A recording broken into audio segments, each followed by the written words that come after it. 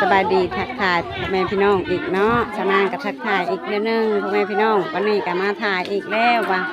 เรื่องรายเพิ่นที่เอาอันกองบุญลงแล้วเนาะวันนี้เพิ่นเสียลงขึ้นทั้งบัตรทั้งโบสถ์ผู้แหละพ่อแม่พี่น้องบ่มั่งแล้วพากันห้ามเอาว่าพากันห้ามเอา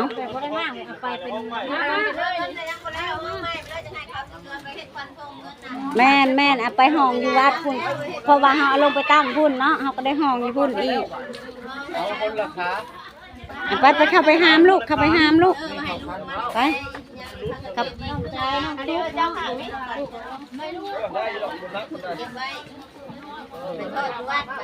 มันน่าจะเก็บเงินเด้อเงินสมัยคุณเลยย่อไปห้องเก่าอยู่วัดไปเก็บอะไรเด้อลูกเอ้ยไปเก็บมาย่อน่ะให้ยายให้ยายหันเก็บไปลูกนี่เพิ่นคอยเด้อลูกเด้ออันยกขึ้นแน่เก็บเลยไปทางขึ้นแล้วล่ะแต่ว่าน้องจะยุกน้องให้วิทย์ก่อนให้วิทย์ก่อนยูรถไถไปอีกเอารถไปอีกไปยูอีกรอบนึงให้ไปเข้าพี่มั่งก่อนนะเลขมันก็ไปแล้วบาทนี้จับหัวมันได้แล้วบาทนี้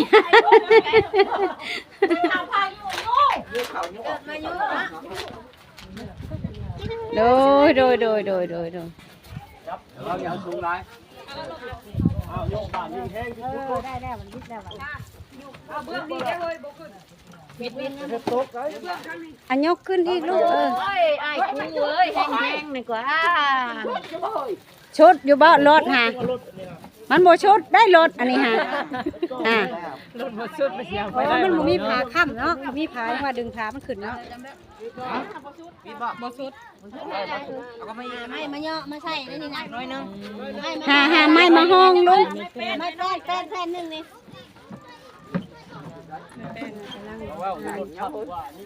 บ่คันรถแบบรถเจ้าหันได้เอาสาม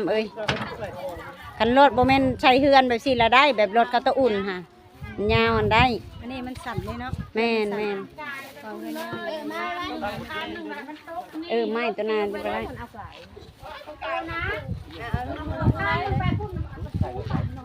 จิ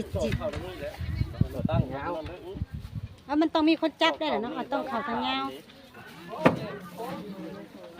มาอีกอันนึงมาอีกอันนึงบ่คอยขับไปแล้วคนต้องครึ่งน้ำได้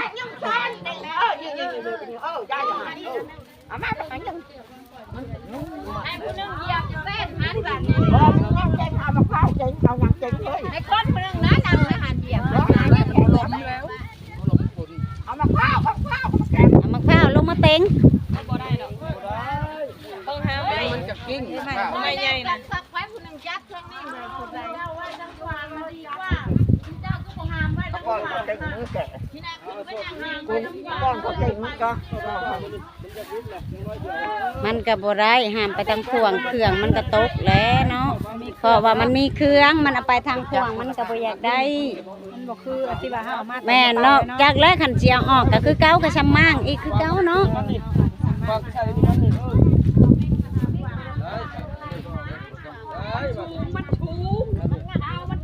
มันบดได้เครื่องมันลายคือสิได้ฮะคอยจับให้อันคอยไปแล้วเพื่อนสิใช่แม่นี่ได้อยู่แบบนี้หันได้อยู่ไหมคะเอาขวางค่ะมันเครื่องเด้ค่ะมันบ่ได้นี่แต่แบบนี้แหละให้คอยจับคอยไปเอาคือเอาเขาว่านี่นะยายให้ได้แหละมัดเอาพวกมัดข้ามนี่มัดตองช่องตักคุณละถักหาเชือกมัดดูคนขับเพิ่ม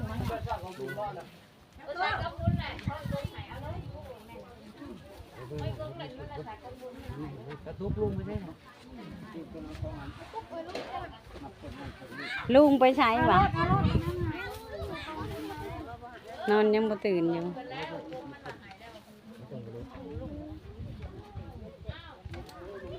มัดแบบนี้ก็ได้หรอมัดฝั่งต่างมันตามแล้วมัดแบบนั้นแหละมันจังที่อยู่ลุงแล้วมัดชนเบื้องหันอีก คันบ่มั่นใจก็มัดกลางอีกเนาะ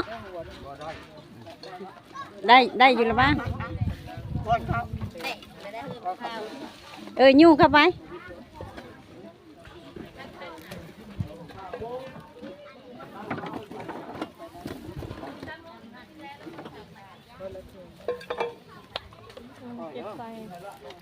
ทางป้าทางยังแล้วลงไปเผาน้ำเขาเนาะไม่เท่ามันก็ก็ต้องเผาทางป้าทางไม่เท่าแล้วเขาน้องกระตุกกระติกแล้วตอนนี้นั่นแบบคือเพิ่นเอาลงโบสถ์แล้วก็ต้องได้นางเผาแม่นเพราะว่าเพิ่นยังบ่ทันได้เฮ็ดเด้เพราะว่ายังบ่ทันได้ถวายยังบ่ทันได้แล้วเฮาก็ต้องได้เผาอีกเพราะว่าเพิ่นค่าเวียกเพิ่น3 โมงเพิ่นมาแต่เพิ่นเว้ากับค่อยแล้วว่าให้แก่ลงไปไว้ท่าเด้อลูกเด้อเพื่อแบบว่ามันก็บ่ได้อยู่ผู้เดียวดอกเพราะว่ามื้อนี้มันเป็นวันอาทิตย์เนาะคนก็แบบว่าโฮมโตมโฮมแบบขึ้นโบสถ์อยู่แล้วมื้อนี้หั่นมันก็หลายคนอยู่แม่นเพราะว่าเพิ่นหันอยู่สวรรค์เพื่อเพิ่นแล้วเวียกทางพุ่นเพิ่นก็เพื่อเพิ่นมามันก็3 โมงแต่ว่าคนบ้านนี่มันต้องขึ้นโบสถ์อยู่แล้วมื้อนี้มันเป็นมื้อวันอาทิตย์ต้องขึ้นโบสถ์แม่นเพราะว่าก็สิลงบ่ายโมงไผกะพร้าวแบบเมื่อเตรียมเครื่องแล้วก็สิขึ้นโบสถ์ต่อแม่นคอยไปครึ่งไปนั่นแหละลูกเอ้ยคอยไปเด้อไปรุ่นขับรถคอยครับลูกเอ้ยรถเด้ออย่าไปไว้หลายไปรุ่นขับรถก็คอยขับได้เหยว่าเผื่อย่างเรามันล้นเดียเนาะมันมีเครื่องเขาใส่ขวงบ่ได้เนาะแม่ตอนเขาเอาขึ้นมาแต่วัดใหม่ๆนะแม่นอันนั้นเพราะว่ามันเก่าเด้เพิ่นก็ขึ้นโบสถ์ขึ้นอันนั้นพุ่นแหละพ่อแม่พี่น้องถ้าเบิ่งชนะบางทีก็จะว่าสิตามลงไปความมกขอบใจแม่ตู้เอ้ยบทุกคู่ทุกคนพากันลงวัดอีกคือก้าวขึ้นโบสถ์เฮาเนาะเพราะว่ามื้อนี้มันเป็นวันอาทิตย์เด้ซ่ะพากันยกกันนี่ก็ไปพุ่นอีกคือเก่าความมกขอบใจแม่ยกง่ายแต่นี่แหละพากันเมื่อเตรียมเครื่องก็คือว่าขึ้นทั้งวัดทั้งโบสถ์เฮาอีกเพราะว่าศาสนาเป็นวันอาทิตย์เด้มื้อนี้หั่นโดยพากันอิ่มอยู่บ่กินข้าวกินน้ำแม่ตู้เอ้ยโดยขอบมกขอบใจหลายๆเด้อขอบมกขอบใจหลายๆสิมาเบิ่งน้ำลูกน้ำหลานเฮาก็ได้ให้อยู่ดีมีแห้งเด้อโด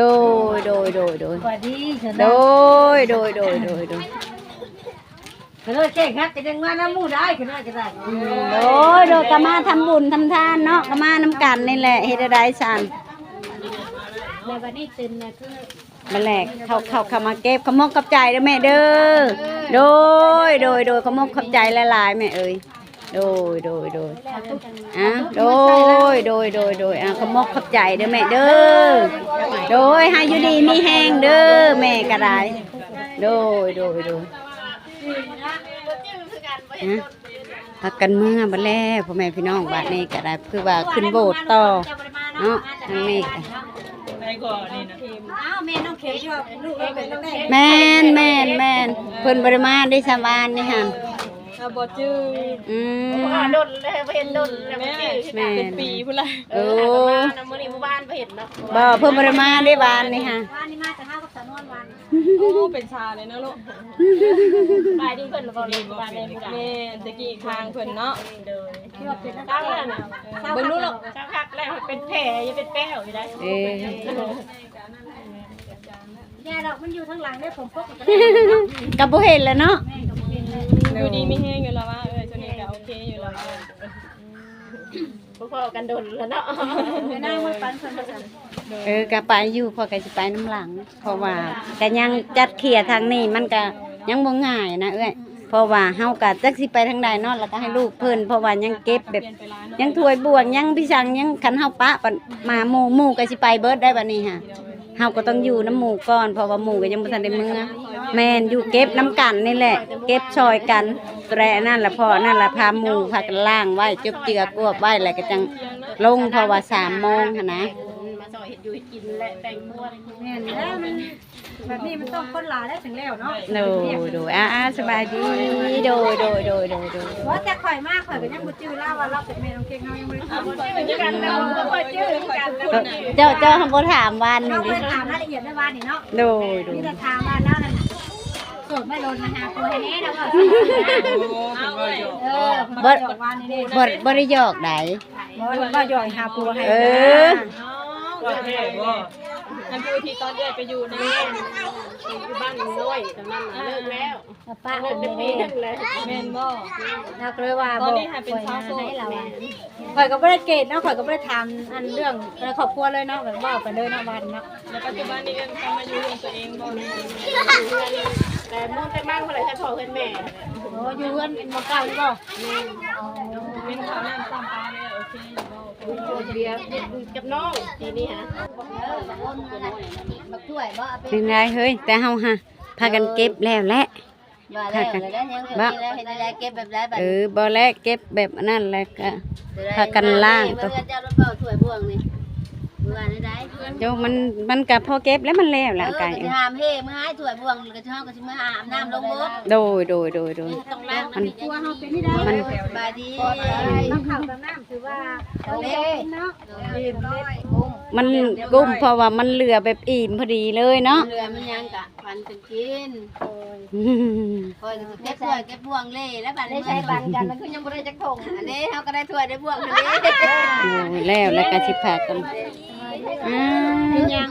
โอ้ยสบายดีพากันกินหยังลูก บริการที่ของเฮานี่เนาะ มัน แม่แก้วผู้สาวเพิ่น พ่อมุกได้นี่ แม่ก็จะไปลูกสาวกินข้าวแล้วลูก โอ้ผู้สาวเฮาเวลาสบายดี เป็นห่วงข่อยอยู่บ่ว่าซั่น กินสุกกินสุกยังมากระถิ่นบ่ นี่ ชมเชี่ยว แม่นเพราะว่าอันตุดอันใส่ต้มข้าวต้มบ้านนี่ระเบิดอันนี้ละเพิ่นหามาใหม่แล้วเพิ่นหาเต็มรถในบ้านนี่มันก็เลยเหลือเนาะค่ะมันหลายแต่ว่าหามาแต่มื้อนั้นเต็มรถแล้วมันเหลือหั่นนะแต่อันนี้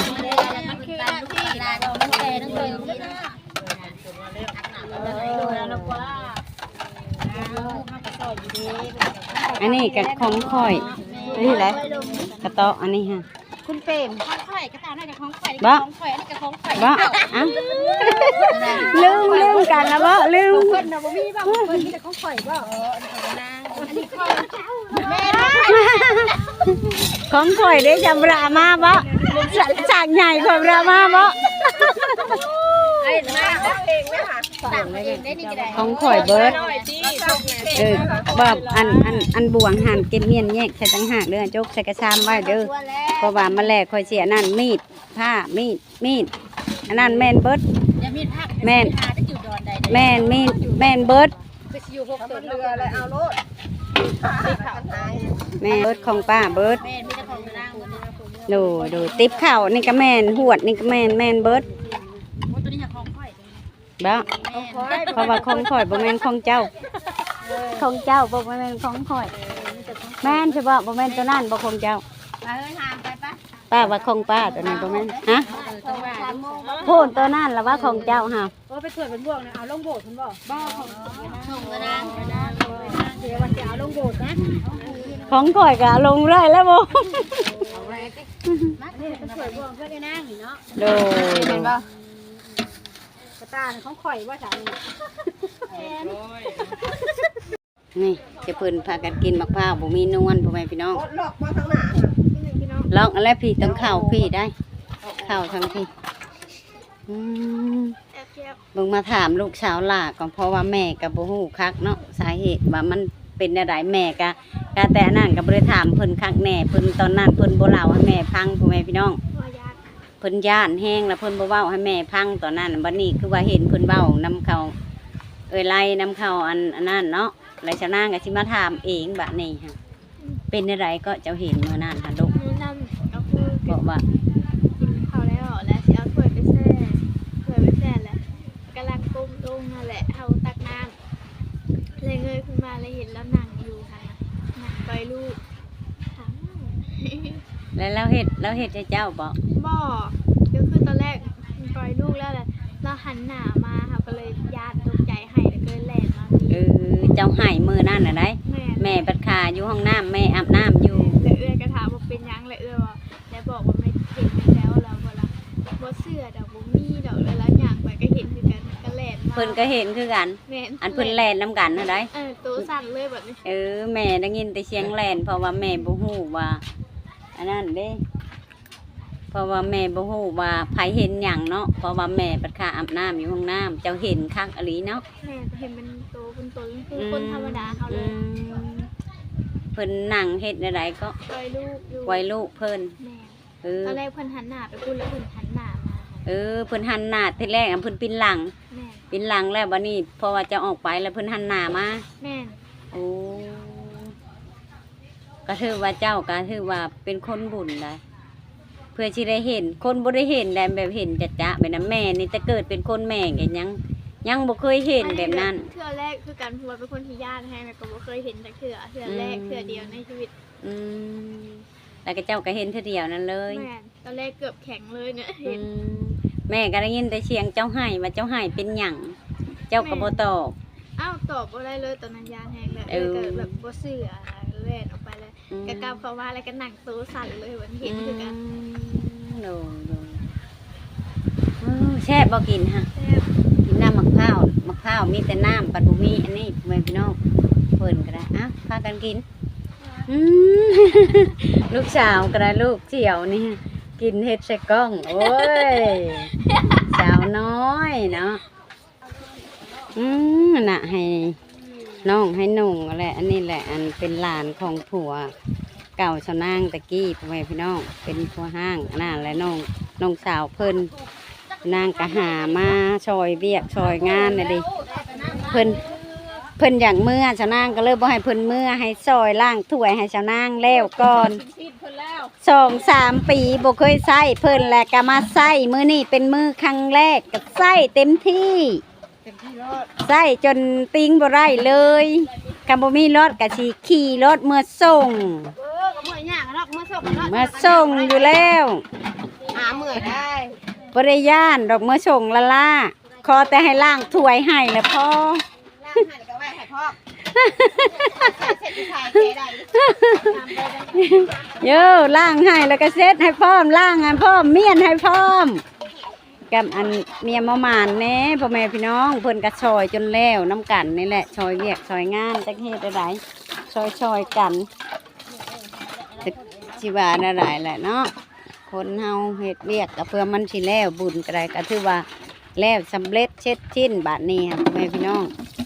ถือว่าเบิดหน้าที่แล้วถือว่าลงโหวตลงวัดแล้วเรียบร้อยมื้อนี้หั่นเห็นบ่อันกระสามเลดเป็นเห็นบ่กระสามเลดว่ะแม่นมีอันเดียวนั่นแหละของป้ากระไรแล้วก็มีหม้อแกง